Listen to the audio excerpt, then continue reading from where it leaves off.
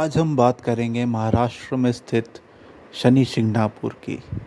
हाँ जी, शनि शिंगणापुर ये वही जगह है जहाँ पर घरों में आपको दरवाजे नहीं मिलेंगे, जहाँ पे ये माना जाता है कि शनि देव चोरी करने वाले को खुद सजा देते हैं। तो ये जानते हैं इसके बारे में, इसका रहस्य आखिर है क्या। यहाँ पर जो शनि देव की मूर्ति है वो पृथ्वी से खुद अवतरित हुई है। इसके बारे में कोई नहीं जानता कि ये कब अवतरित हुई, लेकिन ये माना जाता है कि कलयुग की शुरुआत में ये मूर्ति कुछ चरवाहों को मिली थी। पूरे विश्व भर पे ये एकमात्र ऐसा गांव है जहाँ पर आपको कहीं पे भी दरवाजे नहीं मिलेंगे।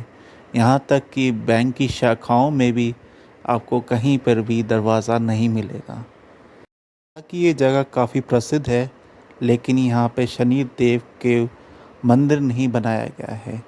इसके पीछे भी एक कहानी है कि जब ये मूर्ति चरवाहों को मिली थी तो एक रात को एक चरवाहे के स्वप्न में शनि देव ने दर्शन दिए थे और उन्हें बताया था कि यहाँ पे कैसे क्या करना है।